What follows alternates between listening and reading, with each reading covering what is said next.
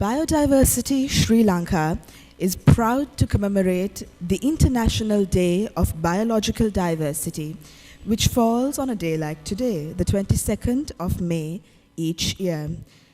Today's evening session will follow the United Nations designated theme for 2017, which is Biodiversity and Sustainable Tourism. This session will feature 4 relevant and illustrative case studies from Sri Lanka and the Asia region, presented by eminent scientists and professionals in the field. As you are aware, BSL is an entirely private sector owned and driven not-for-profit platform established to promote the strong engagement of the corporate sector in biodiversity and environmental conservation issues in Sri Lanka. The platform actively promotes strong leadership of the private sector through active learning, providing technical support, sharing information, knowledge, and experience, promoting best practices with dialogue with state and civil society partners. Currently, over 65 leading corporates are members of Biodiversity Sri Lanka. The event that is being held today is in partnership with patron members of Biodiversity Sri Lanka, Hatton National Bank, as well as Dilmah Tea. Biodiversity at the level of species and ecosystems provides an important foundation for many aspects of tourism. Recognition of the great importance to tourism economies of attractive landscapes and a rich biodiversity underpins the political and economic case for biodiversity conservation. A well-managed tourist sector can contribute significantly to reduce threats to and maintain or increase key wildlife populations and biodiversity values through tourism revenue. Although Sri Lanka is a small island, its biodiversity, as many of you already know, is significantly important both in a regional and global scale. The island has been declared as one of the 25 biodiversity hotspots of the world. Sri Lanka's tourism is the country's 3rd largest foreign exchange earner and contributes a substantial percentage towards our GDP. In post-war Sri Lanka, tourist arrivals have seen a remarkable increase, and there is a significant increase in investments in tourism as well as infrastructure development through opening up of new tourist attractions. So in this context, the theme for this year is primarily about ensuring greater control and management to reduce damage to biodiversity from tourism and pursuing the positive contribution of tourism to biodiversity awareness, protected areas, habitat restoration, community engagement, and resource mobilization. This theme, therefore, provides an opportunity to raise awareness and action towards the important contribution of sustainable tourism, both to economic growth and, most importantly, for the conservation and sustainable use of biodiversity.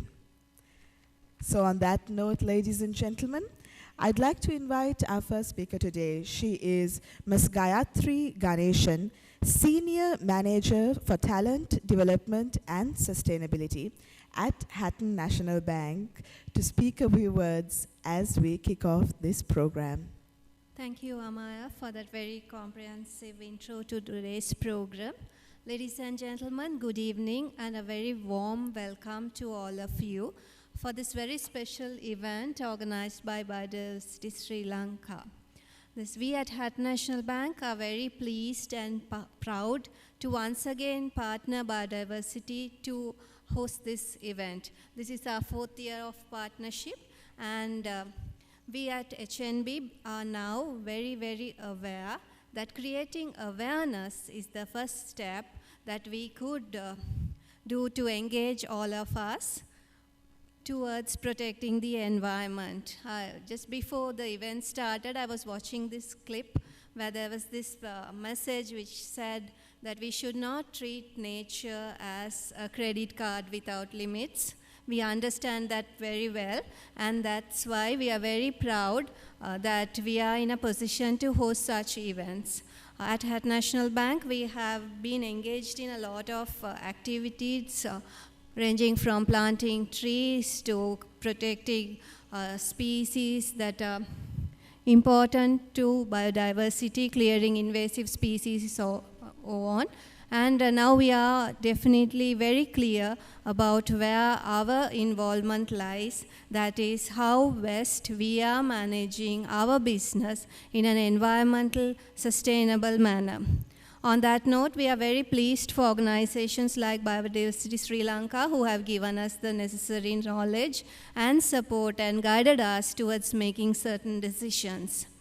And ladies and gentlemen, on that note, I would like to hand over back to Amaya, whilst once again thanking Biodiversity for taking the initiative to sponsor and get all of you involved. And hopefully we will all work together towards protecting this wonderful island and of course the earth.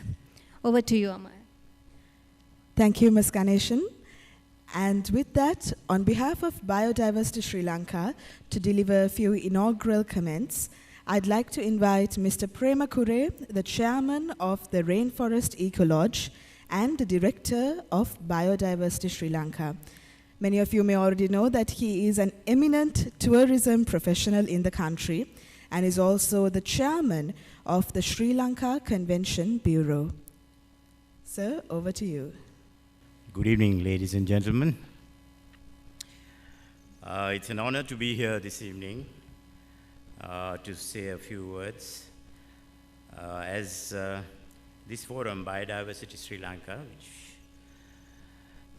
we are very much a part of, is today celebrating the International Day for Biological Diversity. Biodiversity Sri Lanka is supports or works with many of the important sectors of Sri Lanka's industries, and tourism and hospitality plays an important role in that. Biodiversity is very much connected and has an impact and a chemistry that should work together in order to derive the best for tourism by understanding very much the biodiversity of Sri Lanka and nurturing this aspect, which in my mind has not reached its real true potential. Sri Lanka has a wide resource base in terms of nature and culture, as we all know. And this is one of the areas that Sri Lanka relentlessly pursues in its tourism offering. You must have heard of this over and over again. We now, the latest in many forums is that, and even internationally, we boast about having the two largest, one on land, which is, we call it the largest terrestrial animal, Asian elephant, and also the largest animal in water, which is the blue whale. Now, this is of recent origin, although I'm told that whales were always there in the Middle East area. But every tourist who comes to Sri Lanka and visits the southern side virtually really feast on this huge offering that Sri Lanka now gives the tourists. From a tourism side, you know that we have been increasing the numbers quite dramatically after the ethnic conflict ended in 2009. And from a mere 500,000 tourists, we are now, we have nosed past the 2 million mark. To say now, this is of course naturally, these numbers, Sri Lanka should share its nature and culture, as I earlier said, which is two of the strongest resource bases that Sri Lanka offers. So, Sri Lanka has possibly the second highest protected area coverage after Bhutan, which I was fortunate enough to visit about 3 weeks ago. And I think it has about 10 national parks and 73% forest cover. It's an amazing country. It's like climbing Sigiri every day when you try to see these beautiful temples and places like that. And I, for one, was amazed at this diversity in this very little space. They had, I think, 38,000 square kilometers of area. So Sri Lanka is only second to Bhutan in terms of this forest coverage, and we should be very proud of what we have in terms of this profile of her. Now, the more important thing is, I have more than 40 years of tourism behind me, whether Sri Lanka has optimally or really made use of these two big assets in order to get the best from the visitors who arrive in the country. I'm afraid that Sri Lanka, unfortunately, we all in the industry have been driving a certain classical tour, which is still not very different to what it was 25 years ago. And with numbers increasing fourfold, the pressure on some of the sites which concerns biodiversity is huge. And you see in wide press coverage how places like Yala, Sigiriya is under great threat to the habitat, and also in terms of possibly lot of criticism that is coming in to Sri Lanka by way of visitors who come here. In terms of Yala, for example, we still have not got hold of the right balance, and really we don't know the way forward either.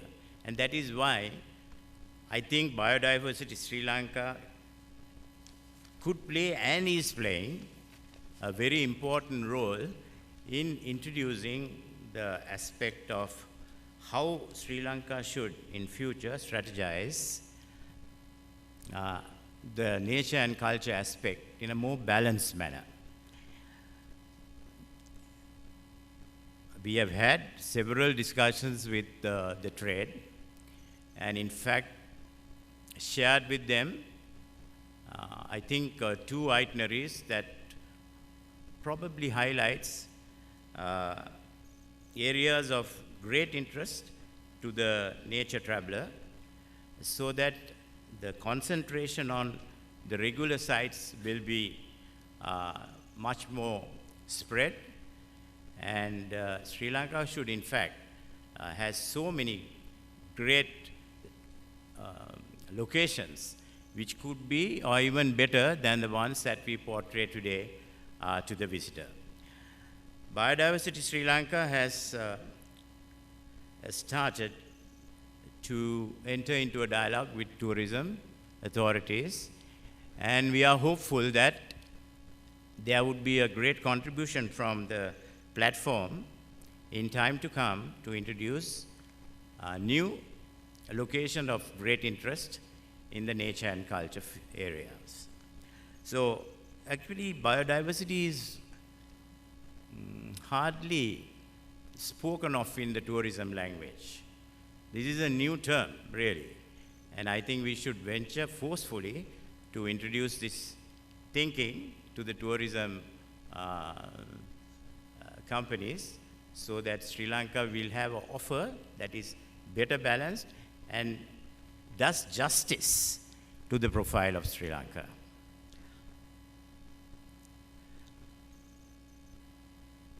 Now today, we are presenting to you 4 case studies, both from Sri Lanka and the wider region, which will amply illustrate the importance and the need for ensuring greater control and management to reduce damage to biodiversity from tourism and pursuing a positive contribution of how tourism can help and assist in maintaining the balance. The theme, therefore, provides an opportunity to all of us to raise awareness and action towards important contributions of sustainable tourism, both for economic growth and for the conservation of sustainable use of biodiversity. So, ladies and gentlemen, I hope you will benefit immensely from this evening's presentations. Thank you. Thank you, Mr. Kure, for that valuable insight into the situation at hand. And with that, we would like to start the panel discussion. I will introduce your moderator for the day. She's a lady who needs no introduction, really. The advisor to Biodiversity Sri Lanka, Mrs. Shirani Yasaratne, will be moderating the panel discussion, and we will be discussing 4 case studies being presented around the theme after that. Thank you, Amaya. I think Mr. Kure pointed out that this evening will take a different form and shape. Normally we have a keynote speech and we discuss the topic a little bit. But this time we thought this topic was diverse enough for us to have 4 case studies of diverse areas of tourism so that we could have a rich discussion on what transpires. I was amazed to hear Mr. Kure say, tourism is biodiversity is hardly spoken of in the tourism language. So I suppose the speakers who are going to speak to us this evening will show us perhaps the truth in what he said. Without much ado, I'd like to quickly introduce our 4 speakers. The first speaker is Maeve Nightingale. She is from IUCN, from the IUCN Asia office in Bangkok. She is the program manager for the Mangroves for the Future initiative, one which involves 11 countries, and she has a rich experience in working on coastal environments across the Asia region.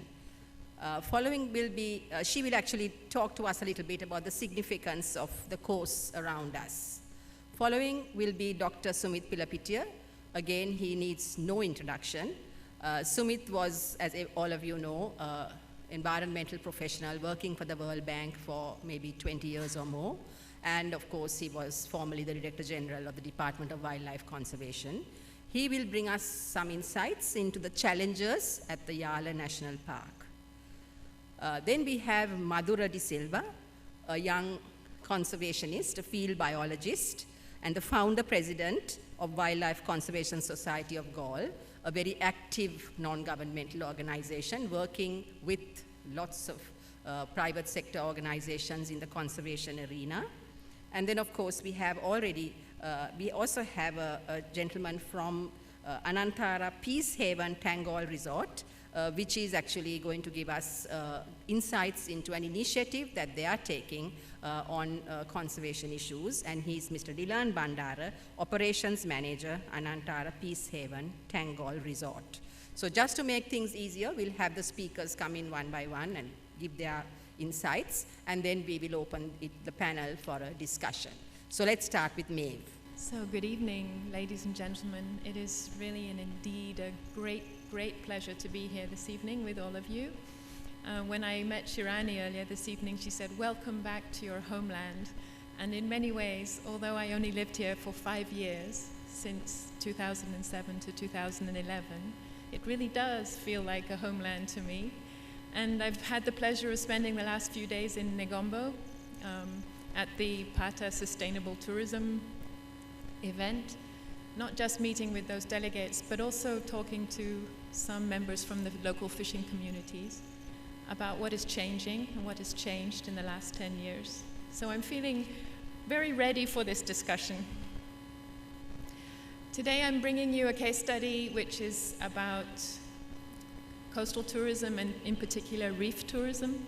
And the specific case is from Thailand, because although many islands in the Asia region tell the same story, I think Thailand is the place that probably shows us the most conclusive ideas about what has happened in islands development and tourism. Of course, when we talk about coastal and marine tourism, we're talking about the range of water-based activities, swimming, snorkeling, diving, interactions with marine wildlife, boats and cruising, and recreational fishing. And there are also land-based activities, being on the beach, relaxing, international community interested in the sun tanning, hiking. And the major attractions that we find in the coastal areas, of course, is the coral reefs, the biodiversity associated with those, fish and marine wildlife. People are attracted just to the clear marine waters, the white sandy beaches, and the weather. And the tourism providers, as you all know, very familiar, the hotels, dive and snorkeling businesses, boats and transport businesses, restaurants, cafes, tour guides, etc. So when we're talking about coastal tourism, this is the kind of picture we're looking at. And we see tourism as a whole as one of the most international trade items. And actually at this Pata event, we hear that tourism in Asia is growing at a rate of 10%. We've just heard in Sri Lanka, tourism has grown since the end of the war by 75%. So a very, very big driver of change, a very important subject. Actually, globally, a recent review said that $29.8 billion is coming from coral reef tourism alone. And the tourism aspect, from coral reefs alone. And the tourism aspect accounts for 9.6 billion. When we look at the coastal protection value of coral reefs, we're looking at a value of 9 billion. For fisheries, 5.7 billion of the 29.8 billion. And biodiversity in itself, the contribution of ecosystems for spawning and nursery grounds, 5.5 billion of that, nearly 30 billion. So if you look at just the tourism and the biodiversity aspect, you're looking at half of the value of reefs is attributed to this. And the conundrum, of course, is when we look at the conceptual aspect, is trying to get that balance between environment and financial criteria in the development of tourism process. So on the one hand, the financial criteria, looking at the boom in the infrastructure development, tourist arrivals, and the products and services being offered, often tipping the balance away from protection of the nature and the local social fabric. So to now focus on the case study from Thailand, I've chosen Koh Tao Island, which is an island in the south of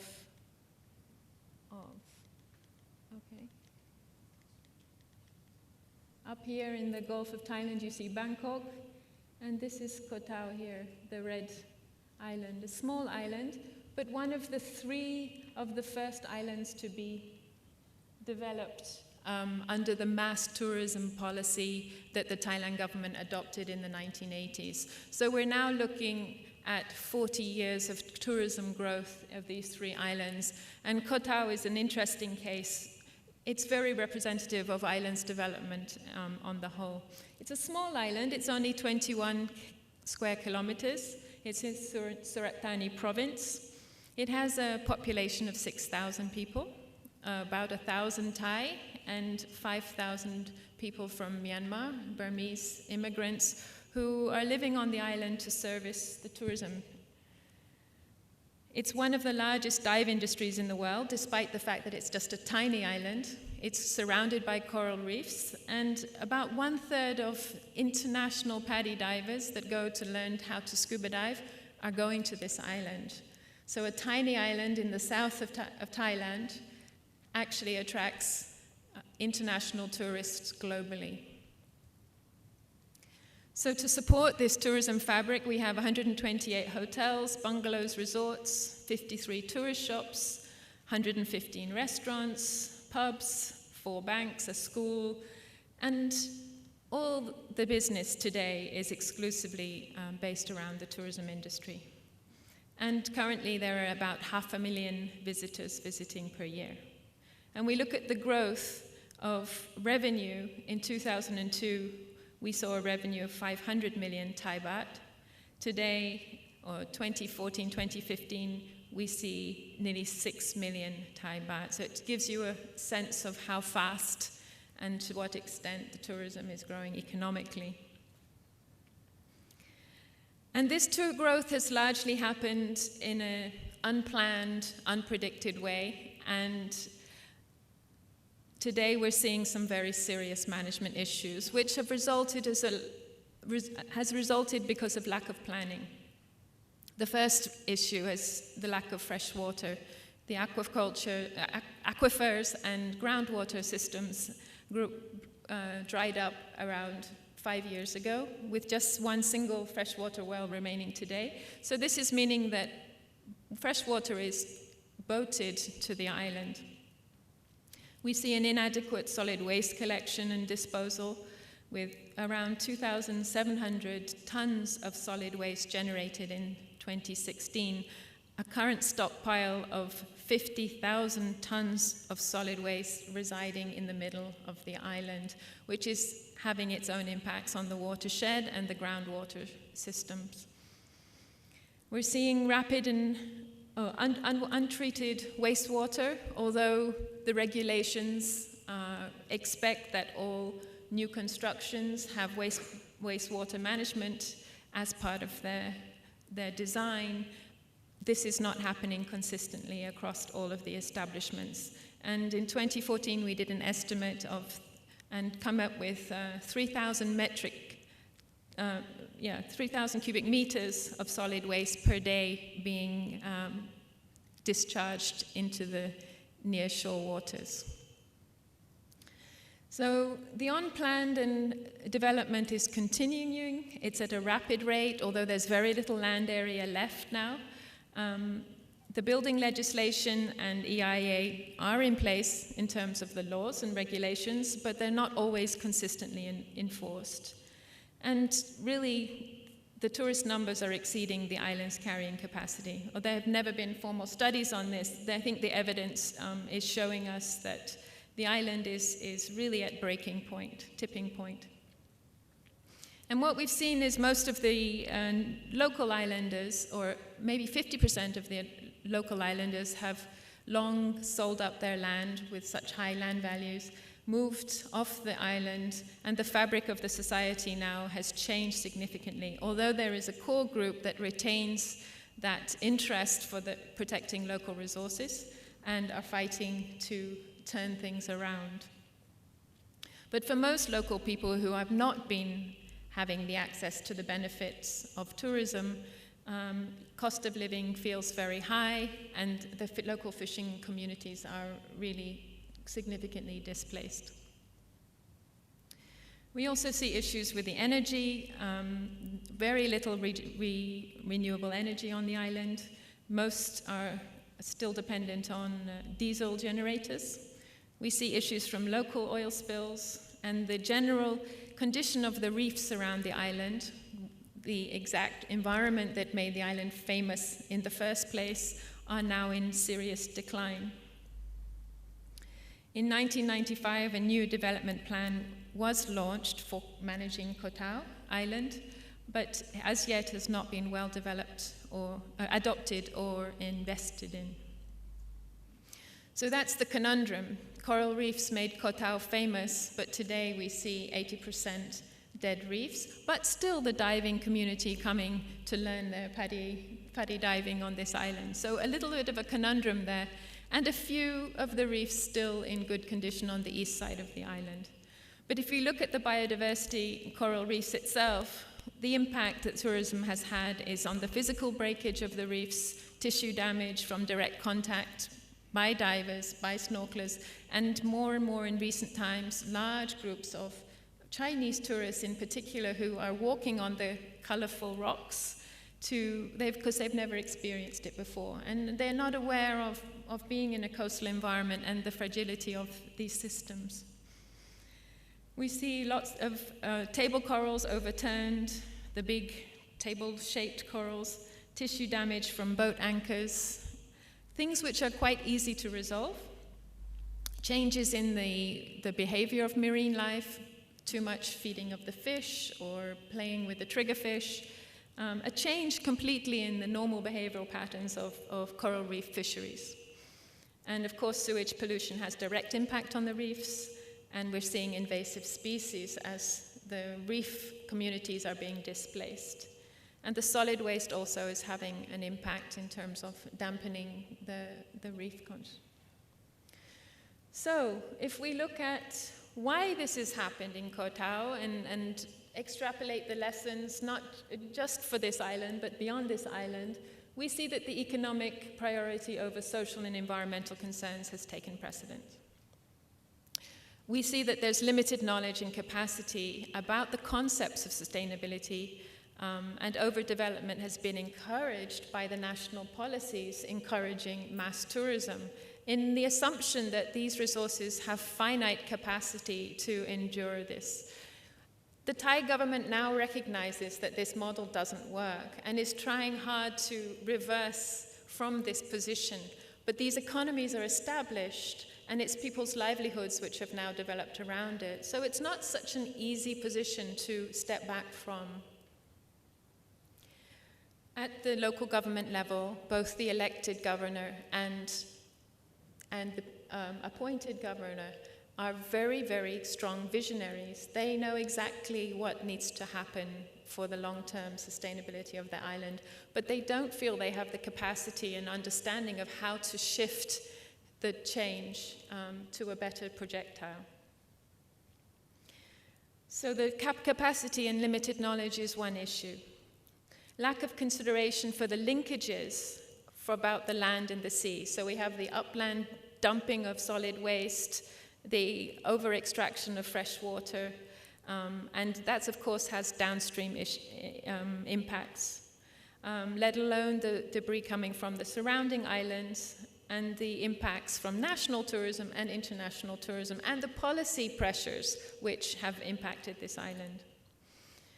I think, again, here with the governance itself, we see a common issue, which is the lack of coordination between the vertical and horizontal. So the national policy to the local policy and vice versa, national policy reflecting and understanding what the real issues are, and the horizontal issues between sector coordination.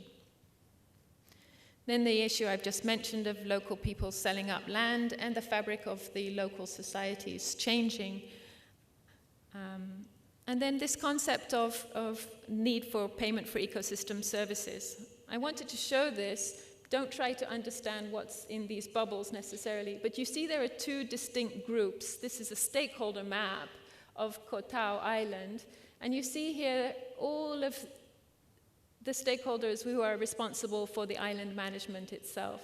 This is the mayor, the appointed government official at the district level, the police, and all the line agencies, and some NGOs, and the village heads. These are all the stakeholders struggling to work together to reverse what is happening. They have a fairly good understanding and awareness, but the pressures coming from outside, the international tourists, the national policy makers, PADI as an international dive company itself, the boat operators who are bringing tourists to the island but paying nothing, but leaving a very big impact. So there's a disconnect between where the impact's coming from and those on the island who are struggling to work together to compensate for these big changes. So a need to connect local stakeholders and policymakers and capacity with the outside pressures which are coming. This is the last slide. So really what we're aiming at, I think, and this is maybe a framework for this whole discussion, is to achieve sustainable tourism, we must really put the conservative use of natural resources and social resources at the heart. That has to be the first aspect we're looking at. Even at the PATA event in Negombo these last days, we've had very, very passionate speeches from your Minister of Tourism telling us that if local people aren't happy, are not content, if local resources are not protected, then we don't have any footing to stand on. The competitive advantage of tourism businesses, of course, this is essential to keep in the balance. The quality of life for the host communities, local people living in the tourism environments, destinations, is very important. That benefit sharing mechanism to avoid isolating local people from the benefits and interests of the site. And then, of course, we need to retain the high level of tourism satisfaction. And when we were just hearing a second ago, we're beginning to hear a little bit of complaints in Sri Lanka about visitor experiences. How do we respond to those? How do we keep relevant and understanding what those are about? So thank you. I will close there. Good evening. I would like to talk to you today about a case study of Yala National Park, where overvisitation and its consequences on the biodiversity of the park. I would like to start first with something that an internationally renowned, award-winning wildlife filmmaker stated. If there is one paradise for leopards on earth, it has to be Yala National Park. Having stated that, and we have heard on numerous occasions that Yala National Park, not Yala National Park, Sri Lanka's wildlife tourism has the potential of being the best wildlife tourism destination outside Africa. But if we are going to achieve those, we have to do it right. And when I say do it right, it is not this. This is what has become of Sri Lanka's premier national park. Obviously, as Mr. Premakure said, no tourist who goes to this and goes through this traffic jam, which was worse than the traffic I had coming from Battaramulla to here for this meeting, is going to have a positive view of wildlife tourism in this country. So this is the situation that we are facing today. Now let's look at why this has happened. Tourist numbers have increased over 1,000% from 2008 to 2015. From 48,368 tourists in Yala, today we have, at least at the end of 2015, it's more than 500, almost 550,000. Can a natural ecosystem sustain this type of abuse? Obviously not. Now the first question is, does overvisitation have adverse impacts on biodiversity? There are some who say no. Well, for me to quantify it, we haven't done any formal studies, but there is enough evidence to show it has a huge adverse impact on biodiversity. Road kills, there are road kills within a national park. Leopards have been killed. Other wildlife have been killed. Within a domain that is pristinely theirs. That has happened. There is enough evidence of harassment of wildlife at sightings. Feeding of wildlife and thereby changing their behavior. I think all of you have heard about the Tusker Gamunu and his antics. And recently also there was a discussion about translocating Gamunu. Why are we translocating Gamunu? That Tusker's home is Yala National Park. If the Tusker is misbehaving, we have to first figure out why he was misbehaving. The Buddhist monk at Situlpawa temple started feeding him first.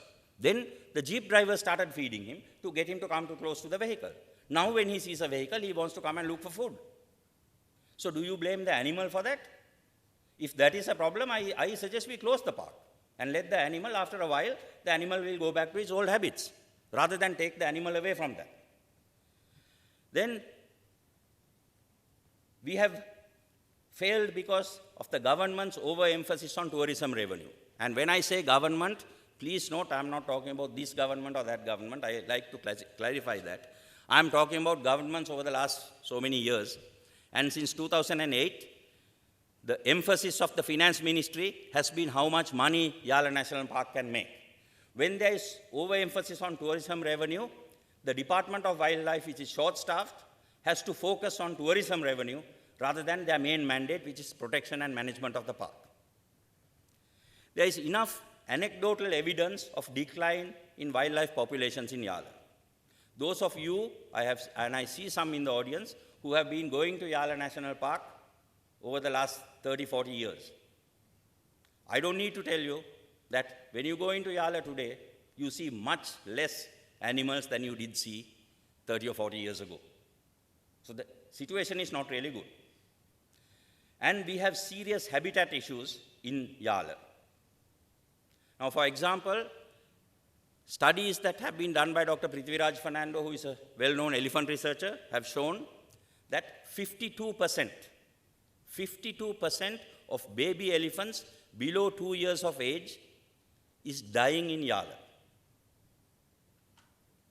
52% of the baby elephants are dying in Yala. Why is that? Because baby elephant below 2 years depends a lot on milk.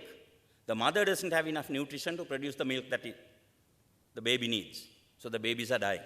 That means we have to focus on improving habitat. But we can't focus, the wildlife department can't focus on that because they're so focused on trying to earn more revenue, because that's what the government wants them to do.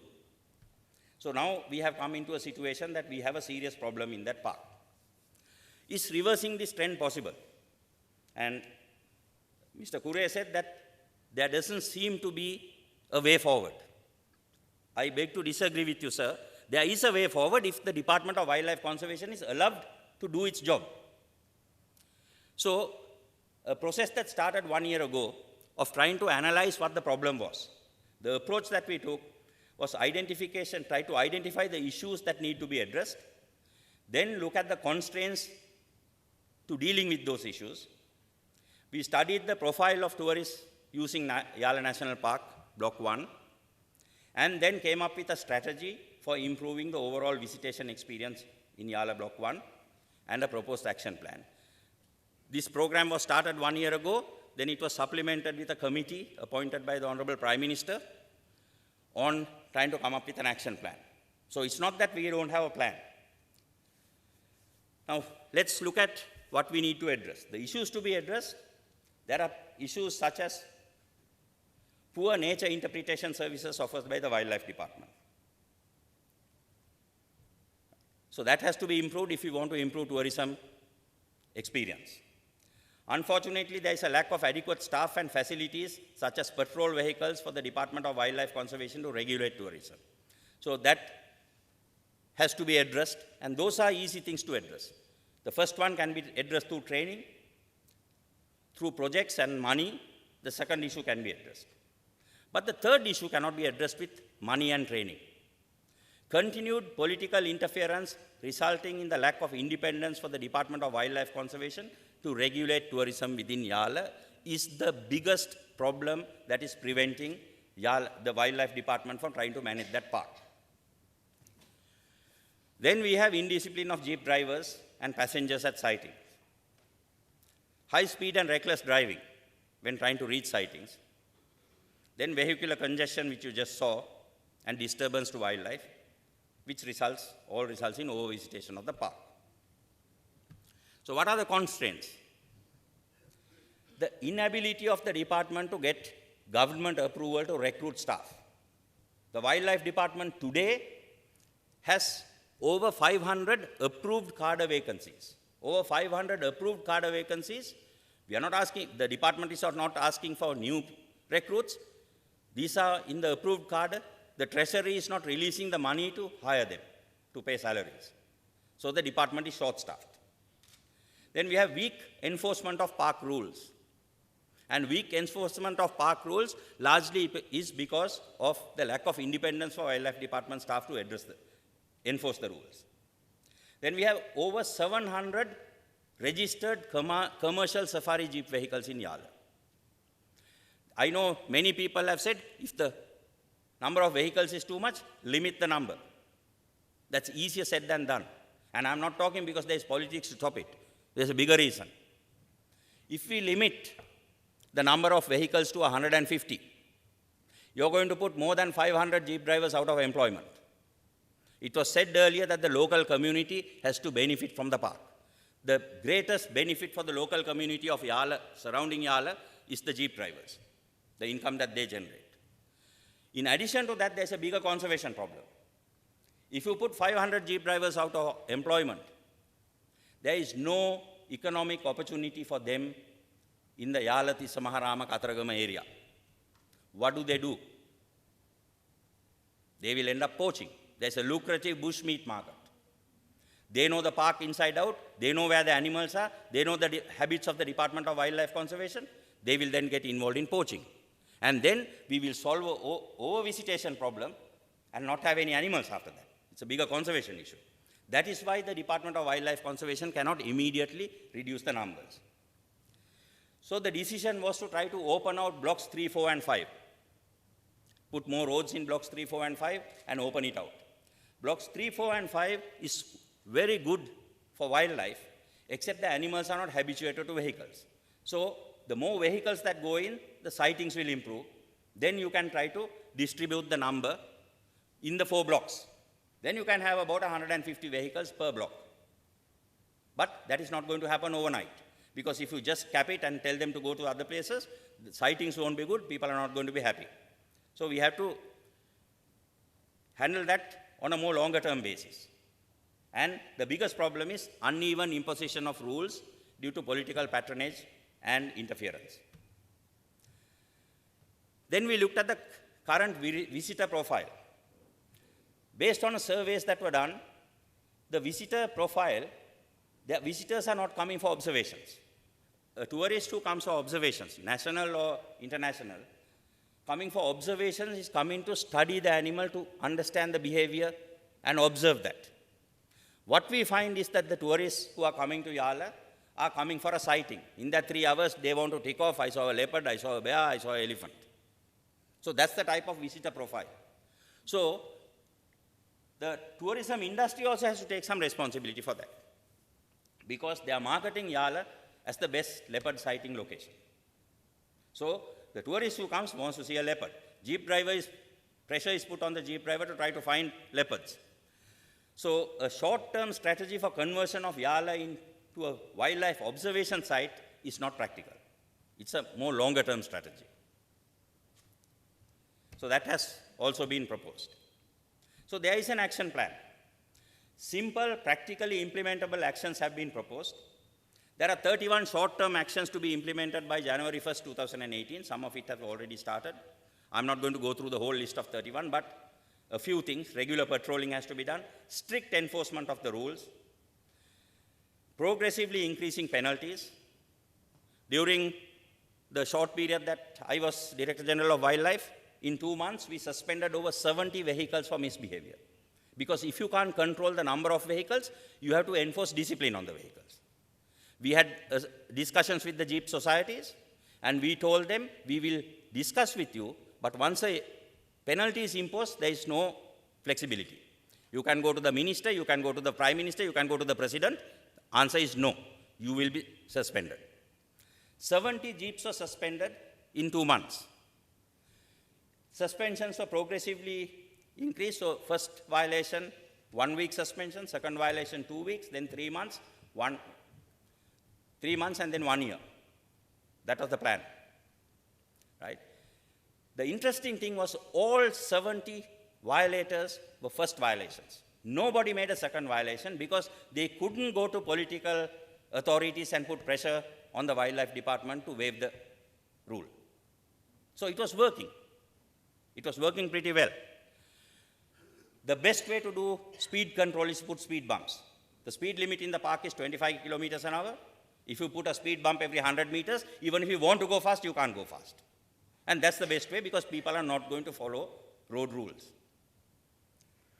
Then try to have uniflow systems wherever possible. And training of jeep drivers. You need to train jeep drivers on etiquette in a park and also on wildlife. Because most of the vehicles go without a tracker. So at least if the jeep driver understands wildlife, he can give a better experience, and hopefully he will harass the wildlife less. And then you try to market blocks 3, 4, and 5. In fact, 5 has been traveled quite a bit now. Sightings are excellent in block 5. Even sightings of leopard have increased. 3 and 4 still it's a bit difficult. There is enough wildlife because you go early morning, you see enough footprints of leopard and bear. But sightings are weak, so I would market blocks 3 and 4 as a wilderness experience rather than a wildlife experience. You're going to show the wilderness. It's a beautiful area. There are rocks that you could climb. You could come up with something like that till the animals start getting used to the sound of vehicles and realizing vehicles in a park is not a problem, and then sightings will improve. Then we came up with 9 medium-term actions. Zoning the park, a lot of people talk to us, but there are practical problems there. For example, on the ground, zoning Yala into 2 blocks is very simple. You have to zone the blocks in such a way that the visitors will see equally good wildlife in both blocks. So it can be done. But the entrances will be from Palatupana and Katagumua. And if you're zoning the block and you are putting a limit on the vehicles, saying 250 vehicles or 200 vehicles per block, when number 251 comes to Palatupana, you tell him you have to go to Katagumua. Katagumua is 1 hour, 15 minutes away. So that is not practical. So then we thought we should have an office in Tisamaharama, a ticket office in Tisamaharama, because it's 45 minutes from Tisamaharama to Katagumua or to Palatupana. But then we had a problem. What about the hotels in Kataragama and hotels around Yala? Do they also have to come all the way to Tisamaharama to buy a ticket? Then we decided, okay, let's have 50 tickets at the Palatupana office, 50 tickets at the Katagumua office, the rest from Tisamaharama. Then we came up with a problem of not being able to find a location in Tisamaharama where you can park 200 jeeps. Because those who have gone to Yala in the morning know there are about 200 jeeps trying to buy tickets. So where do you park these vehicles while you're buying tickets? So zoning, while it is possible, is quite a long-term thing because we have logistical problems. The wildlife department, sorry, I keep referring to the department as we, I'm no longer there, but the department has logistical problems to deal with, so you can't immediately do that. Then the Situlpawa Road, the west side of the Situlpawa Road is 1/3 of Yala Block 1. Plenty of wildlife, no roads. You open a few roads there, you can divert traffic into that area. So there are things that need to be done. Then we should undertake a carrying capacity assessment and then slowly try to limit the numbers when you have developed the other blocks. And the tourism industry, some representatives are here, please stop over-promoting Yala. Because you are also responsible, not only the department and the politicians. The more you promote Yala, people will want to go to Yala. And then we had 2 long-term actions, basically with increased sightings in blocks 3, 4, and 5. By 2023, that there will be limits on all blocks. The reason we have to do that is because you can't do changes like this overnight. But we have a huge problem. The biggest problem is how do we start implementing this plan? To implement this plan, this is the most important action. In the action plan, action number 1 is this, which is I was chairing the committee appointed by the Prime Minister after I left. And this is action number 1. I see a couple of members of the committee here as well, they know. We said the first action is to empower the Department of Wildlife Conservation officials to be empowered to enforce regulations without political backlash. If you don't do that, everything else will fail. And not the way the only park warden of Yala in recent memory who actually did a good job of enforcing regulations is Mr. Suranga Ratnayaka, who was the park warden from February last year till July last year. And what is the reward that he got for enforcing the rules and ensuring that the park was improving? Unfortunately, when you are enforcing rules, you end up offending people. So he had to offend a few politicians and their kith and kin. No favorism was given to politicians and their friends. So all I was not responsible in anything in Yala. All I told the park warden is, you do your job properly, I will give you political cover. And I gave him political cover till I was there. So he was able to do that. Less than a month after I left, he was transferred out of Yala and brought to the head office in Colombo and not given any proper responsibility. So what is the message the government sends or the political leadership sends to the rest of wildlife department staff? If you do your job properly, you will get kicked out. You will get sidelined from being a park warden. Whereas if you allow politicians, their friends and relatives to play hell in Yala, you're fine. So unless that issue is addressed, we can have all the plans in the world. We know what needs to be done. It will never be done. So unless that is the most important issue. If that issue is resolved, the strategy is there to deal with the problem, and it can be dealt with because we showed it can be dealt with. Thank you. So I'm going to talk about an area which is a little bit unknown to the tourism trade as well as for the scientists. So this is Eastern Singharaja. Now when we are talking about Eastern Singharaja, it consists of both western and the eastern part. But the western part is much more like visited with the foreigners as well as the local tourists because there's easy access. Let's see why this Eastern Singharaja is important. Okay, it has a uniqueness on its geographically and meteorologically. So the elevation range is from 575 feet to 1,170, which is equal to the mountain cluster where you get in the Hatton area. So it's a unique diverse area. And then the annual rainfall is about 3,600 millimeters to 5,000. It varies. And the most important thing is that the climate. The annual temperature drops, like it starts from 15, and basically it's range around 17 to 27. Sometimes this is like Nuwara, more like Nuwara climate some days. And of course, it consists of sub-montane forest and Patana grassland.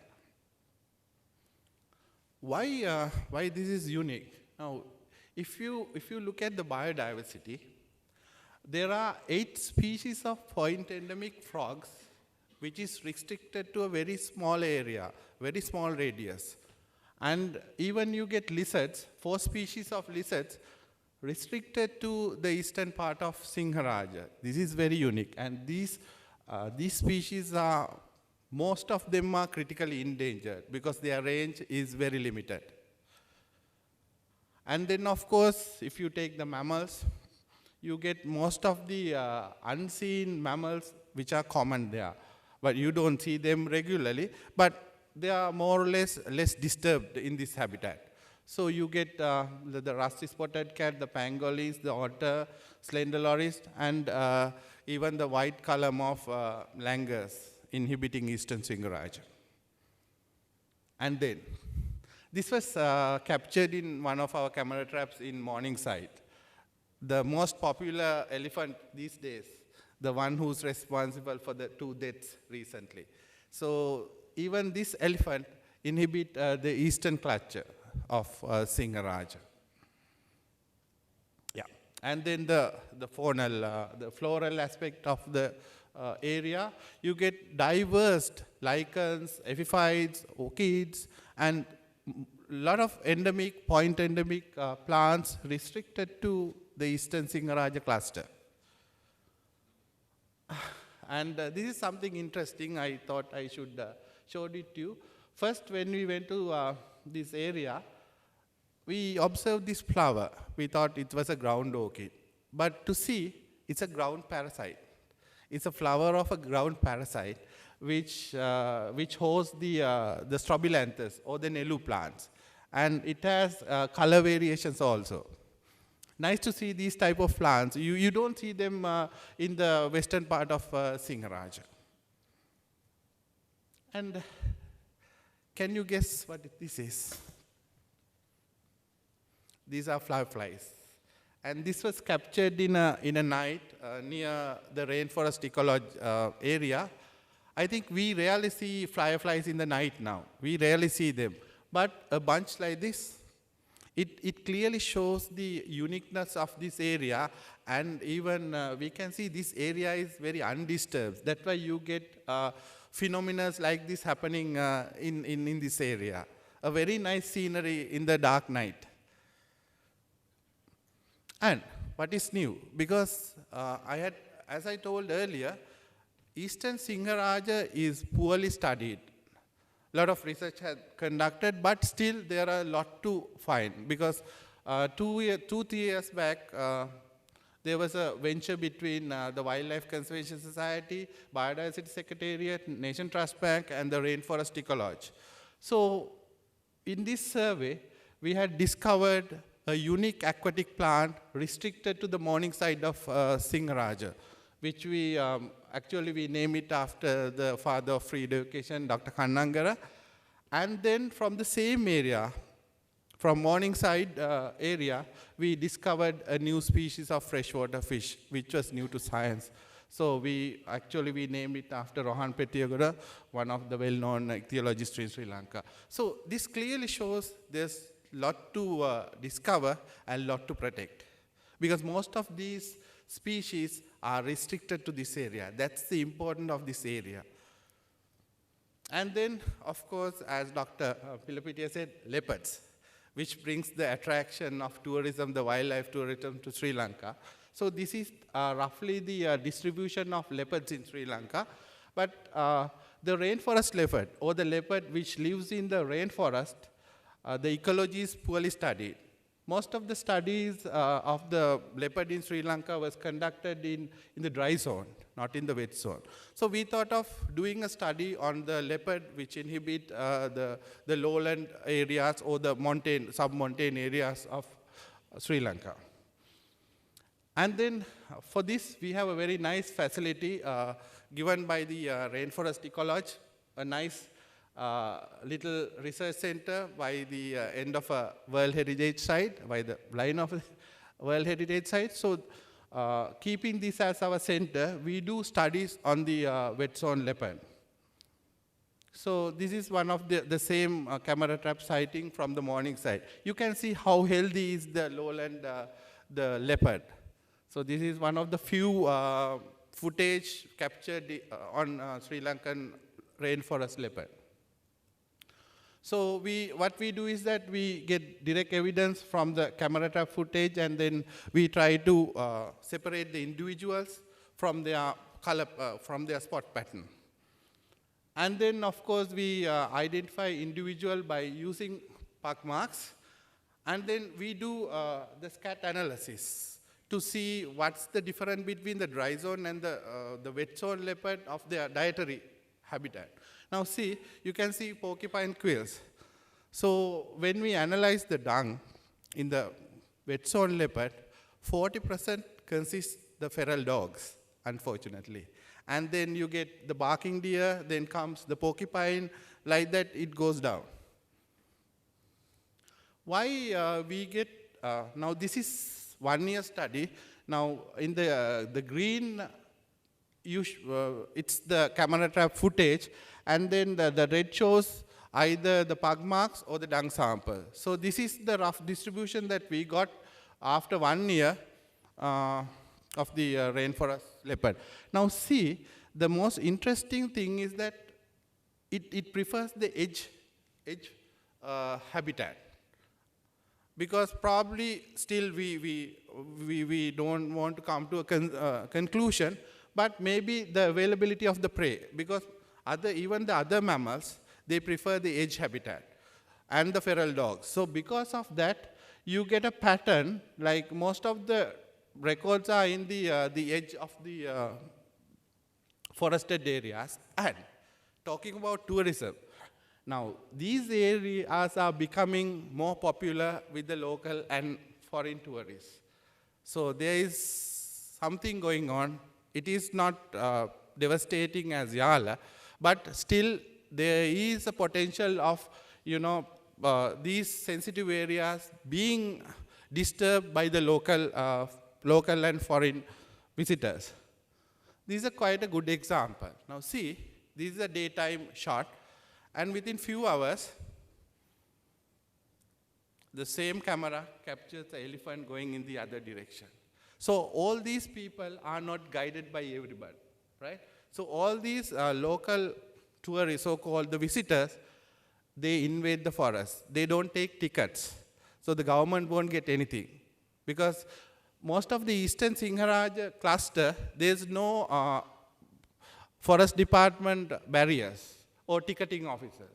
So people can come as they want, right?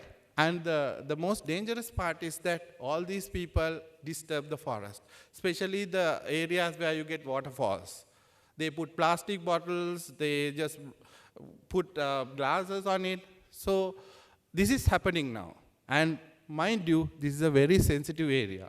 So for that, now we are now doing a study and a protocol, small protocol with the Rainforest Ecology to find out how we can establish a role model for responsible ecotourism. Because we had identified people bringing foreigners from everywhere, right, getting into the forest without anybody's notice.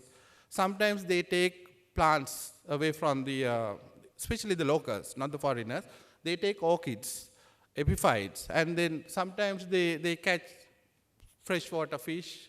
So they do these all sort of things, but not monitored by anybody. So this is the danger. And this is a very fragile ecosystem, which consists of a lot of endemic and endangered animals. So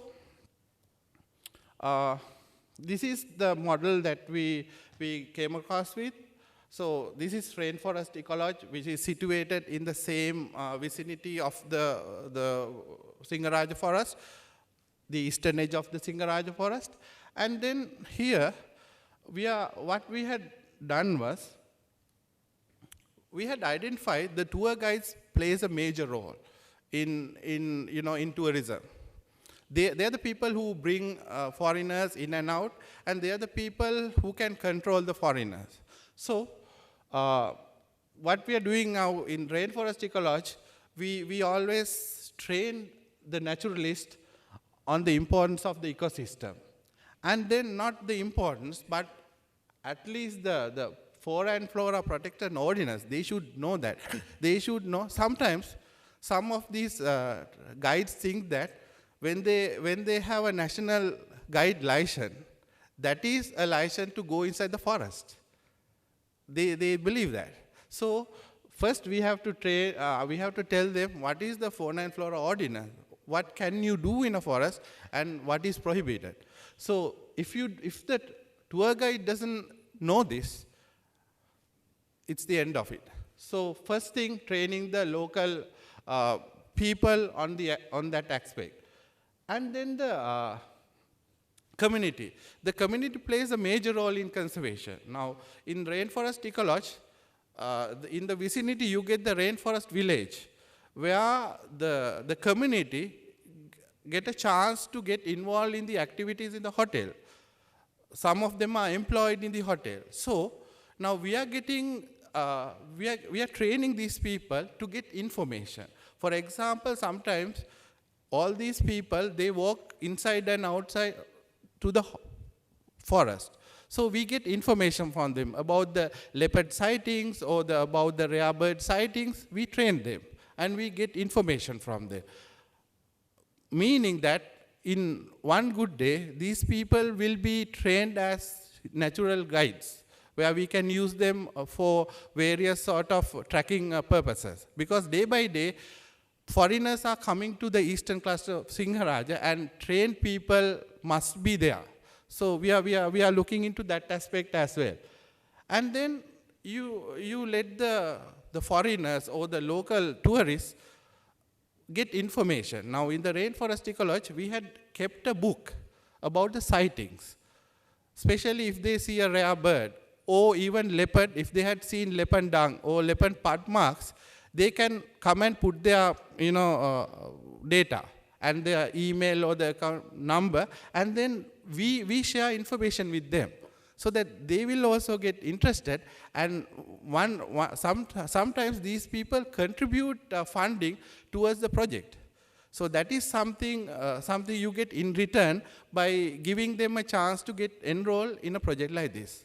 So this protocol is happening in Deniaya now, because we can see Deniaya and the Eastern Cluster will become a hotspot for foreigners like Unawatana Beach in Galle, one fine day. So, but then we have to be armed to control this and make this a very sustainable tourism area. So that is the goal from our point of view. So I think this is the end of it. I have to do it in 15 minutes. Thank you very much. Aiboan. Let me introduce this new initiative that we have taken as an organization. I represent Anantara P7 Tangol Resort, which is partnership of Mina and Hemas.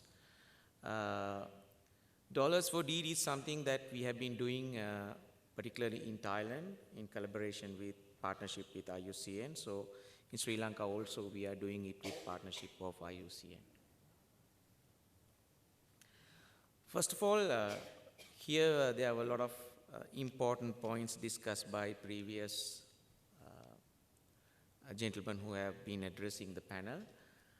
First, we need to understand what exactly is a tourist and how does this modern tourist look like. I believe modern tourist is more tech-savvy tourist, living very individual. They want to fulfill the life, travel a lot, so traveling is part of life. And being luxury that we have seen in the past 1.5 years of our presence in Sri Lanka, we have got one of the richest people in the world traveling to us, seems to be a bit different from the general traveler. As a company, we are in the business of luxury hospitality. We have 3 core components we are looking at. One is to show the traveler the genuine places where they have never before experienced. Get to know the people, new faces, new way of life, new culture. And the most important is what they would take back, the stories. Stories are their personal experiences. Now, there are the culture, sustainability, heritage, plus biodiversity play a great role. So as an organization, we look at in 3 different aspects. One is CSR projects, local community, developing local community, working with the local community and engaging our guests. CSR projects, of course, you know that all tourist hotels take CSR projects seriously, but we have been, as a company in the overall in our all countries, we are taking CSR projects very seriously. Now, for example, in Maldives, we do a lot of helping for school children, so on and so forth, but also from a biodiversity aspect, we do coral breeding. In Africa, we have approximately around 30,000 hectares of land which is being protected through our funding. Local community, we are an organization also which help people on the community to come, but also now with this new project, we think that we would be able to educate the local community about what we are going to do about the biodiversity and engaging our guests. Dollars for Deed is structured where the guest would be donating $1 and then the organization will be matching $1. So every tourist arrival, $2 will be going to this program.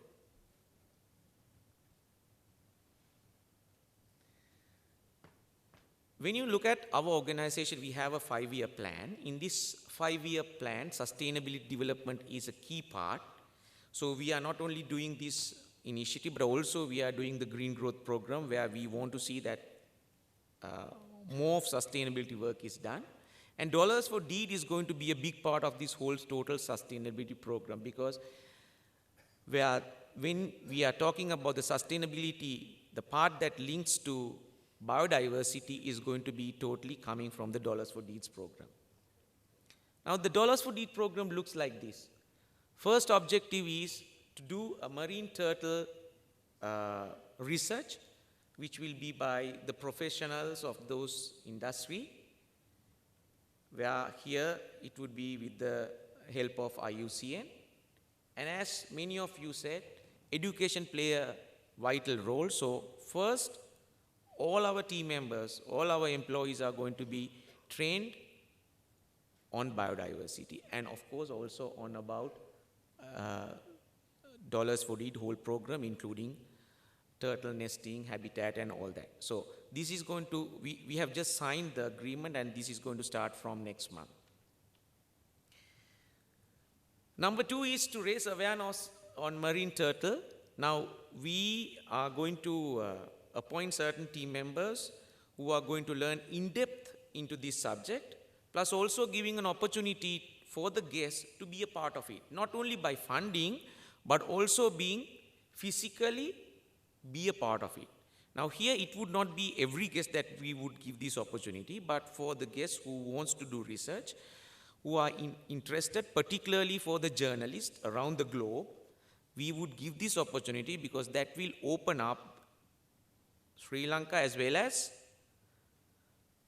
about the subject more scientifically to think and write and get all other people also into the way of thinking why these things are important. Then of course, to raise the awareness within the hotel, we are going to have a media wall, because we, as said, that I also agree that sometimes tourist traffic is more into certain places. So this would be support for us to educate our guests about the things that are around us, nature and all that. And also, of course, with the support of Department of Wildlife, they are building a beat office in Rakava. So in that, we are going to have an educational center so that it would not only be our guests, but also the school children, community, and also other tourists. Number 3 is to enhance the representation of native species, flora within the property, because we are in a more of a place where there's a lot of habitat around. So we are going to name all these native flora and educate the team as well as the guests. Build capacity of the resort for conservation and sustainability, staff awareness and guest awareness, and create that dollar for deed for the next level. So this is what exactly the program looks like. And we are very fortunate to work with IUCN as our partner. And this will be financed over a period of 3 years, which we also believe that, of course, as a tourist organization, we also would have to get promoted our organization. Thank you. Yes, so now we will start off the panel discussion. You heard the presentations from our 4 panelists today, so I'd like to invite them to come up onto the stage, and we will open up the floor as well. And I will hand things over to the moderator, Mrs. Shirani Asaratna. So we had 4 very interesting presentations from Sumit, Maeve, Dylan, and also Madhura. And it was really food for thought for all of us. I think being an island nation, what Maeve said really rang a bell, and we really can relate to all those issues. We have Pigeon Island, just like Thailand has Koh Tao, and we have the same sorts of issues around these little islands that we have around Sri Lanka. Sumit, of course, gave us an overview of the very, very tragic problem we are having at one of our premier national parks, looking at the sustainability issues around the park and what is happening today. Singaraja, Eastern Singaraja, not spoken of too much. All the time we hear of the other end. But I'm glad that this was brought up. It also showed the sensitivities around this wonderful ecosystem, and Madhura has brought it out very expressively. And of course, we are happy to see Anantara coming up with a new concept, food for thought for Mr. Premakure and all the tourism people here to, look at replicating some of these things that are going on in the field. So now I open the floor for any questions from any of our panelists.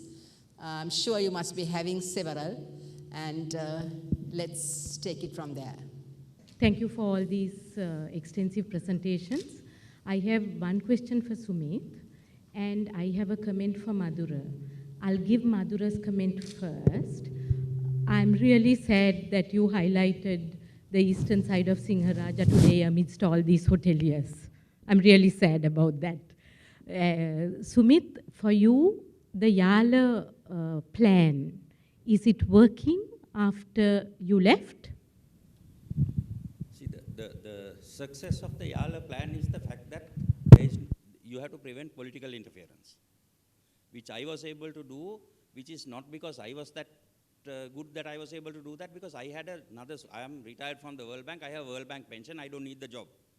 You can't expect the current DG, who's a career public servant, whose livelihood depends on his job, to stand up against ministers and refuse to do things. So the plan is not working. It worked very well, and the whole thing collapsed.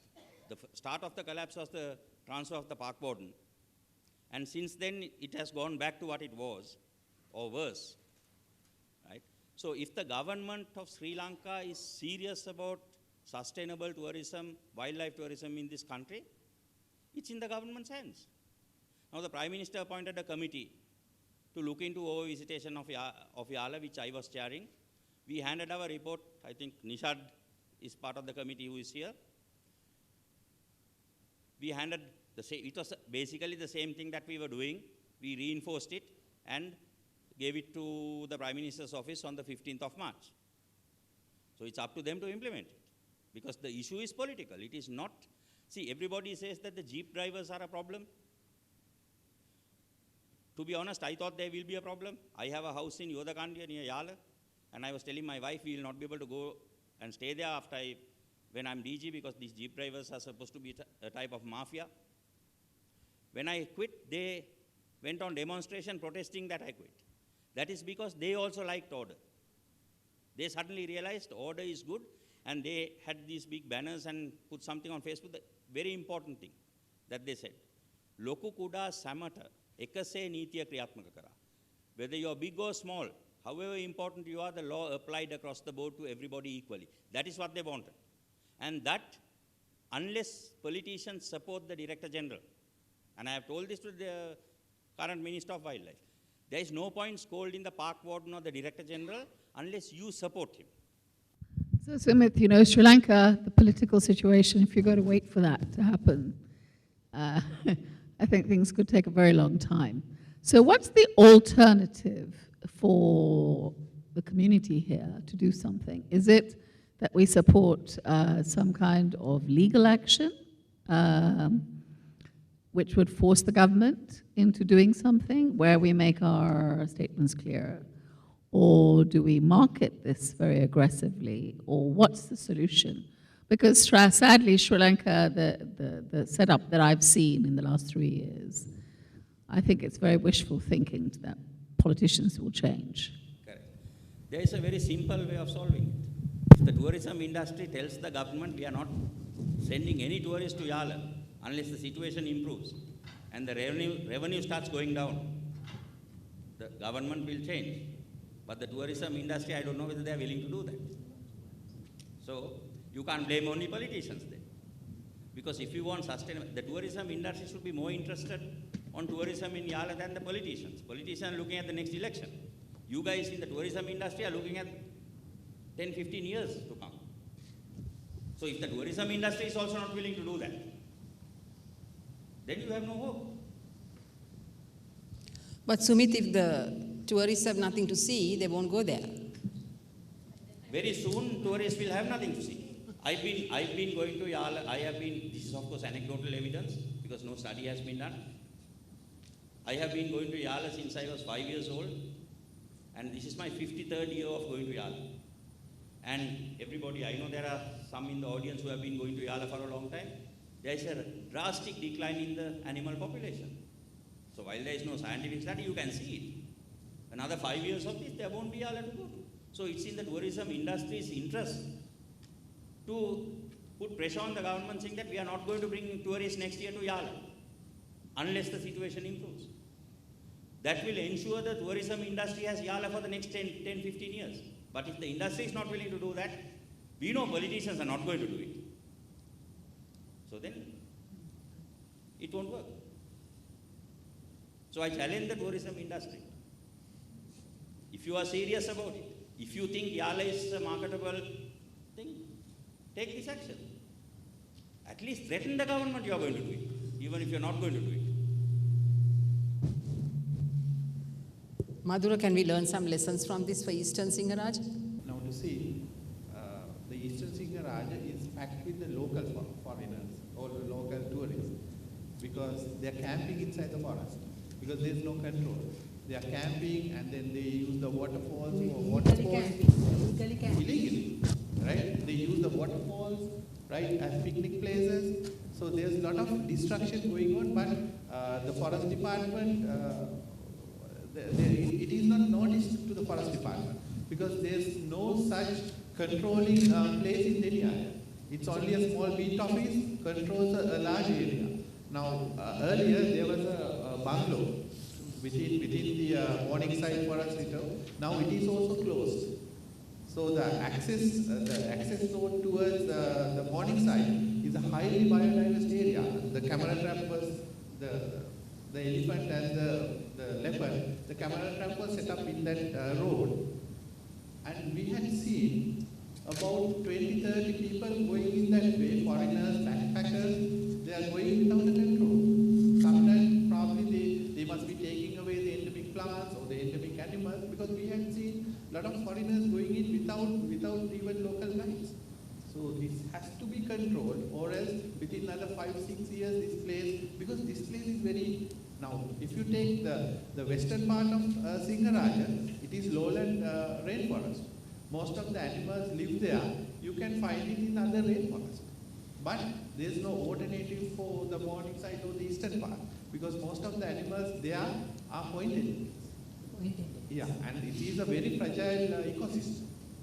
But and then with the local visitors, the people who are taking all these alapat trees, they are also going in. It was captured in camera traps, but there is nobody to control that. So it's a greater threat. But you spoke of a protocol. Yes. Now with the rainforest ecology, we are doing a protocol. We are using the resources of the rainforest ecology. We are bringing down even the local people who are doing part-time taking foreigners. So we are educating them. We are educating about the biopiracy and then about the Fauna and Flora Act. And then we are forcing them, look here, if you get caught with a foreigner with something illegal, doing something, because you're the local person and you're responsible. Like that, and then we are getting the community also getting involved in this thing. So it is very positive, and even the younger generation in Deniai, even the state people, they want to move away from the states. Now they are more interested in tourism. So how do you link that to the forest department? It's like this. Now even we had few meetings within the premises. Even the forest department, what they say is that like they don't have facilities, they don't have vehicles, they don't have the capacity to have a control in this area. But then even the forester general was educated about these incidents. And then what they said was they are going to put up 2-3 barriers towards the sensitive areas. So that is also happening with our controls. Ever thought of using the media? Good, responsible journalists to highlight the issue.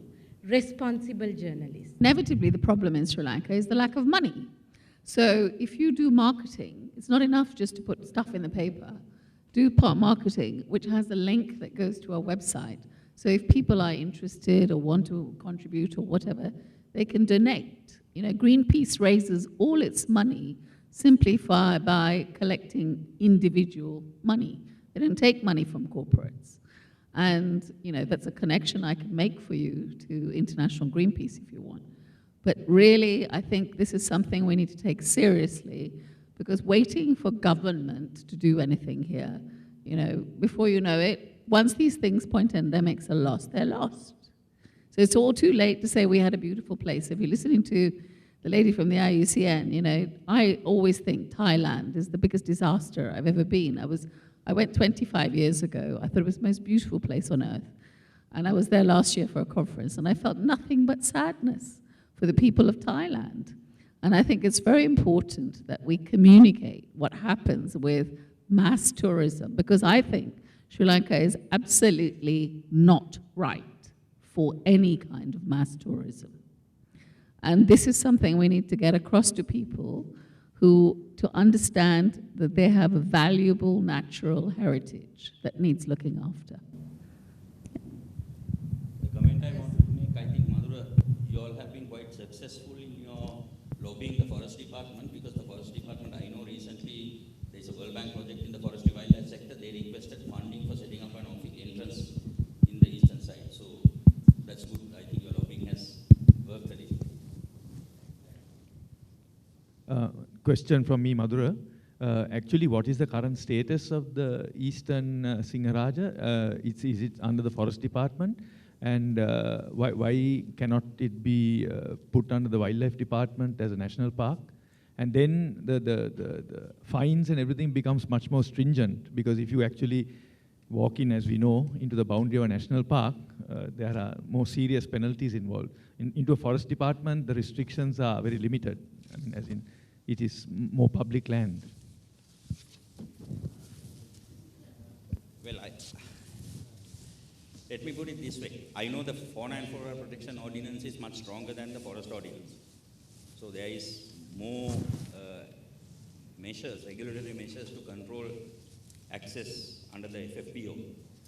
But asking a department to give up land and a prize protected area like Singharaja is never going to work. Forest Department will never give it up. So there is no point pursuing that. We should put pressure on the Forest Department to strengthen the act. And the Forest Department today is in a very enviable position. The Minister of, it's in the Ministry of Environment, and the Minister of Environment is the President of the country. So if they want to strengthen the act, there is nobody who is going to disagree with it. No other politician will disagree with it. So they use that opportunity and strengthen the act very strongly to be able to monitor this. If they want more staff, they will be able to get that as well. This is the opportunity for Forest Department to do it. But unfortunately, as we know, the Forest Department has in the past and tends to do it, I think it will do it in the future as well, tends to want to actually at some point cut down forests and sell forests to the timber corporation. So they technically are protecting forests to produce raw materials for the timber corporation, whereas the Department of Wildlife, in that sense, from its actual statute, is there to conserve and protect areas. So I understand what you're saying, but there's a slight distinction in that. No, there is also a bit of a thing that conservation forests, Singharaja is classified in the Forest Department as a conservation forest. You cannot do any extraction in a conservation forest. Whereas multiple use forests can go for timber. That's a different issue. But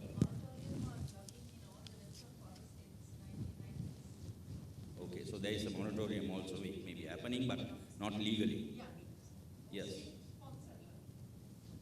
There's something else. The Forest Department has got money now from Red Plus, and they have applied for $20–30 million, and suddenly they've actually got some teeth. So I think the understanding that we might actually see some difference in the way that the Forest Department works going forward.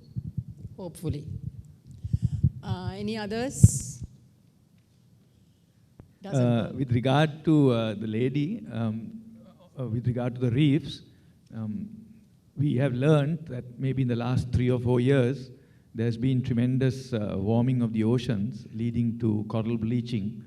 And I think that is a more sort of a universal issue than, like you highlighted, a very specific issue where very poor waste management and poor utilization of resources was creating a problem in one area. It is probably happening in other parts of the world too. But are you aware of the extent and the concern of coral bleaching? Because they're even saying that the Great Barrier Reef has probably 60 or 70% of it has bleached, and it hasn't really reversed, which would normally happen when the oceans cool down, but there's been a 3-year continuous warming trend and leading to a lot of bleaching all over. Yes, you're absolutely right. The global issues affecting coral reefs, rising sea level temperatures, and ocean acidification.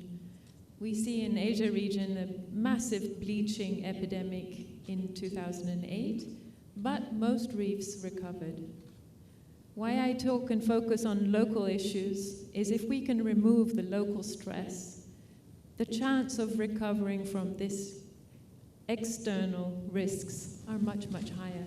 Whatever we can do to build the resilience of those local reefs means that we can increase the resilience, long term. So if we can remove the issues of the water transparency and the physical degradation of the reefs, we give them a much higher chance of surviving this climate-related change. I just wanted to comment, though, in general. I found it quite interesting that the connection between tourism and biodiversity hasn't been made explicitly. And I just wanted to point out, whether you're talking about wildlife capital, forest endemic species capital, or reef capital, this is all the environmental capital base for this biodiversity-based tourism. And maybe just putting a value on that for Sri Lanka would be a very good start. And the point isn't to put an actual number, but it's to have that debate that by putting pressures or making land use changes or allowing high numbers of tourists into these areas comes at a cost. And when we can see the trade-offs, huge tourist numbers versus eroding biodiversity capital, maybe some of the decision makers can see the connection. I don't know how you do it, but rather than wait for politicians, and I'm getting the impression that there's little faith in the national political scene right now, it has to come from the local level. It has to come from local private sector investors, local communities, because politics changes. People come and go, 5 to 6 year terms, but local people stay. So if you can build that network between private sector investors and local communities, you can't move that. They're not going anywhere. I totally agree with you. And even I think in the around Yala, you get a lot of private investors. Yeah, there are 2 more questions. Sorry. Just a little thought outside the box. Maybe, for example, someone like the WNPS, an NGO, could have an alternate campaign to counter. The point where I'm coming from is tourism talks about how, the tourism industry talks about how great our wildlife assets are, but the conservation side of it doesn't match up to the way the assets are marketed. An NGO like the WNPS could also have a little campaign that says Yala probably has the highest density of vehicles of national parks in the world, which is a fact. It's not really stated, but it counters experience. Similar to other conservation efforts or the lack of conservation to sites. That could be an interesting campaign that an NGO could run because those are based on fact and reality. That would also put pressure on then the stakeholders, whether it's conservation, government, private sector, to understand that there is an interest group that is raising awareness, and it's all just not a great story. The highest density of leopard in the world is inconsequential when it comes to the experience, which is pretty poor. So that's just a thought to sidestep from government versus private sector. I think that's a very good idea. In fact, since I left the government, I've been lobbying the corporate sector, the conservation NGOs, and communities, saying that in most countries, we wait for government to make decisions on conservation because they have the power to make the decisions. But if we find that is not happening, and the politicians are looking at the next election, not at the next generation, then somebody has to look at the next generation. So we, civil society, conservation community, the corporate sector, the hoteliers, the tourism industry, if all of us get together and start lobbying the government, they'll have to listen. They will have to listen. So what you're suggesting is excellent. Any other comments? One quick question, Chiran. I think that's a really nice idea. And on their scope. Now, for example, this project is like the scientific aspect of the project is governed by the society, the Wildlife Conservation Society, GOR, and the Open University. And then we have our funder. The funding part is done by the Nation Trust Bank. It's a commercial entity. And then, of course, the logistic part is overlooked by the hotel trade, the rainforest ecology, and then our technical part is handled by the camera equipments, camera traps were donated by the Cinnamon, I think, Nature Trails. So it shows the public government partnership here. So I think we had taken steps to, build the relationship with the private partnerships with the society. Just as Shehan said and Ms. Nightingale suggested, the WNPS actually at a recent seminar where the tourist board was represented, I think by their chairman or whoever it was, we actually suggested that the money that is being collected by the tourist industry in a sense to market the country, but we see that actually no marketing has been done, and from, I think, what I'm aware of, a lot of that fund is just sitting around being used for other things. We actually were trying to say that, like in any business, you have to protect your assets first. It's no point if your assets are not working and if they're not functioning, you can't produce. So Sri Lanka, if it continues the way it is going, it won't produce. So I think some of that funds that are being collected by the tourist industry needs to be plowed back in. And also funds that are being generated by wildlife are just going into the black hole of the treasury, right? They don't come back into conservation and protecting the very assets they're supposed to protect. So she used the word conundrum, and that is our conundrum that we in Sri Lanka face. So the funding, I don't know whether it's not there. It's there, but it's just being diverted or misdiverted to other unnecessary, non-value-added things. I think it's absolutely critical that it's very clear that there's quite significant income coming to biodiversity, from biodiversity currently in Sri Lanka. I don't know what the numbers are, but I'm sure somebody does. That should be public figures. Those should be public figures. The amount that's coming in and the amount that's being reinvested in conservation. And I think everybody here has talked about where we need to put the money for conservation. Research, understanding carrying capacity, good management planning with clear zonations, whether it's blocks or the east or west side of Sinharaja or protected areas. This is a management approach which works for biodiversity. It needs investment. So if we're looking for concrete areas where we need to put that investment, payment for ecosystem services, user fees, park fees, there are some very concrete ideas here. Planning and enforcement and capacity development of the staff and officers who are responsible for those sites. It's not complicated, just needs to be out in the open. I think local. Local. It's got to come locally. What I noticed, or maybe it's just a perception and it may be wrong, most investors in tourism industry are looking at their one individual destination, their patch, their piece of land, and what happens next door isn't being recognized. But imagine if you could join two hands, one hand across the bay of Negombo, or three hotels down the East Coast, and start joining up the pieces. It's beyond my patch, not in my backyard, will not be not in my backyard for very long. Because you're talking about tourists coming to look at a resource which is a shared and common property, whether it's a national park or an open coral reef. They're coming for the same resource, whether it's through your hotel or someone else's hotel. It doesn't matter. It's the same important environmental capital that you have to protect. I think we should, I'll pose one final question to Mr. Dilan. I just want to find out, yes, sorry. One more question. Okay. we are talking about biodiversity and sustainable tourism. Now, there is a serious lack of awareness on the part of all tourism operators about the importance of biodiversity, which is one of their main raw materials. Living in Sri Lanka, for the tourism industry, biodiversity is an economic asset. It has been used and it is being used more and more. So the tour operators should be aware of the importance of biodiversity.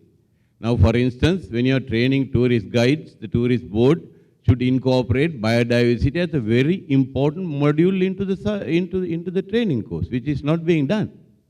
When you classify hotels, give stars, star classifications should contain a very important aspect of the classification should be biodiversity.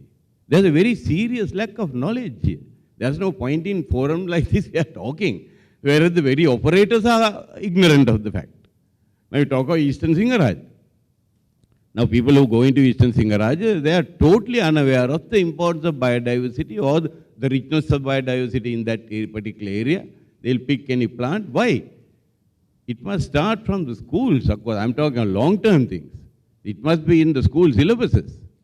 Every student, if this is one of our assets and if we are one of the biodiversity hotspots, it should be in the school curricula.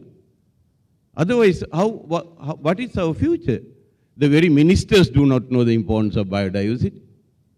The tour operators do not know the importance of biodiversity. Some of these jeep drivers are more conscious of the biodiversity than some of the tour operators who are getting all the money. So it is very important to make sure that all who are involved in tourism, and especially those aspects of tourism where they are using biodiversity as one of their main raw materials, should be totally aware of the importance of biodiversity and conservation. So this can be a long-term thing, a short-term thing, and a medium-term thing. The long-term thing is it must be included into the school curriculum. You know, seminars like this are very important, but it doesn't reach the cutting edge. The cutting edge are the tour operators, the jeep drivers, and the fellows who take them around. So those are the ones who should be fed with this information. It is not fed. It is discussed in seminars like this. Sometimes it ends up with a lot of hot air. There are no results. To get the results, you should. This is very important. Speaking at this level is very important. With experts like this discussing ideas, very important. But that must go down to the grassroots. Otherwise, nothing will be done. And to go down to the grassroots, all training schemes, whether it is tour operators, hoteliers, or whoever it is, and even the policymakers, the tourist board, and the very ministers themselves, we have not as a nation understood the importance of the wealth that we have, of the green gold that we have. So the whole base, the problem lies there. You see, if you take this message down to the very students, the small people and the operators, I think the whole problem is solved. Well, I think we invited all the tourism authorities to this event, and it's only Mr. Kure who's here. So obviously they didn't think it was important. So, your message is very vital. And I think it just goes right down home. We realize why it doesn't work. Because you have to pour this down the throat of the tourists and as tourism authorities. And as Maeve pointed out, it's the very, resource that they thrive on. So, this is really a sad situation. And I think we should, get the message across if we can. To this from the tourism authorities or to the whole event? Well, we invited the chairman of the tourist board authority, the director general, then we invited, all the Sri Lanka Tourism Hotels Association, which is like a big, so, and I don't even see enough tourism people here, in this audience. So it's really sad, really, Was it 20 people, 50 people, 100 people? Well, at least we invited from all the agencies that were, related to this topic. the CEA, the Wildlife Department, Forest Department. Mrs. Abekon is here from the Biodiversity Secretariat, and also we invited the associations, the Tourism Hoteliers Association. So I mean, I can't tell you how many numbers are there in those associations, so there may be hundreds. It would be very good if you had a mandate from, because biodiversity, your particular entity, Biodiversity Sri Lanka, if, Muhammad won't go to the mountain should go to Muhammad as far as I'm concerned. So get a bunch of people who are committed and knowledgeable and explain the facts. And if they won't come here, then go there. Yeah. I mean, it's not an easy journey. I mean, it is something that it's in our, we have to do. And I suppose, these kinds of events also opens the door. And, we will certainly pass the messages across to the tourism authorities. Rilan, I just wanted to, in wrapping up, I just want to ask you, this dollar for deeds, the tourists who come, are they willing to pay that? Just to tell, as I was listening to most of you, I fear not only mass tourism has a challenge with the ecosystem and the biodiversity, but also it has a challenge with the tourism sector itself, because we are in an industry, we have our own problems, as you all have your sector-specific problems. We also have our problems, because we are in a situation we are fighting for the rates and things like that, right? Also from a private partnership point of view, if we were not there at that place, if we did not come up and say, yes, we would like to have this program, probably even that would not have been there. So I think this economic, mass tourism would be an important aspect from economic point of view, so that will remain like that. How much we would discuss, it's going to be growing over the period of next 4 to 5 years or whatever, it's going to open. You know that one international brand has already signed 6 to 8 contracts, right? So it's going to be like that. And Sri Lanka also is becoming a hotspot. As far as we know, there's a lot of demand to this destination. So of course that demand is created, once again as discussed, there should be something to be seen, right? So it's a responsibility of the private sector who are driving this.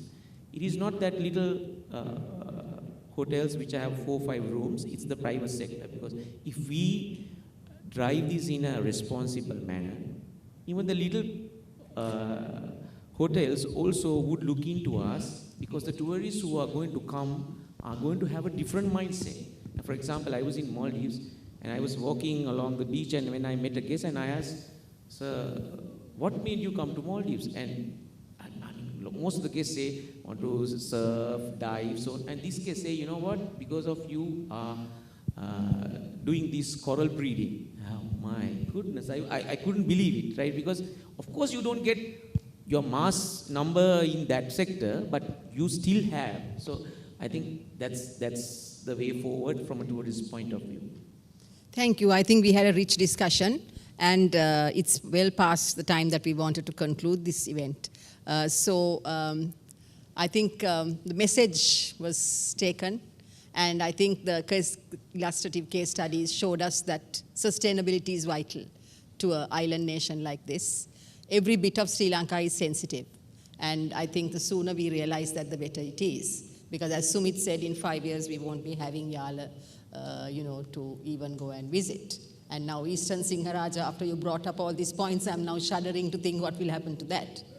And I mean, no one spoke about the whales, but we know that there's unsustainable whale watching in the southern coast and also in the east. With that, I'd like to hand over to Amaya. Before we end our program, we have a few tokens that we'd like to give as a sign of our appreciation to our panelists today. And to do that, I'd like to invite 2 directors from Biodiversity Sri Lanka, Dr. Anand Mallavatantri, as well as Mr. Chandra Vithanage, to give away these tokens. Mr. Dilan Bandara, Mr. Madhura De Silva, Ms. Maeve Nightingale, as well as Dr. Sumit Pilapitiya. Thank you for your contribution, and thank you, Dr. Mallavatantri and Mr. Vithanage. You may take your seats in the audience again. Thank you. Before we conclude, on behalf of Biodiversity Sri Lanka, that it is essential that I thank a few key organizations as well as individuals who made this very important discussion possible.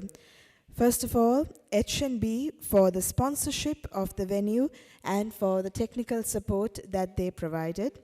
Dilmah Conservation for supporting the event through communications and by providing the refreshments for today. Mr. Prema Kure and Mrs. Chiranti Kure for their introductory comments, and also we have to thank Ms. Gayatri Ganeshan, who also spoke on behalf of H&B.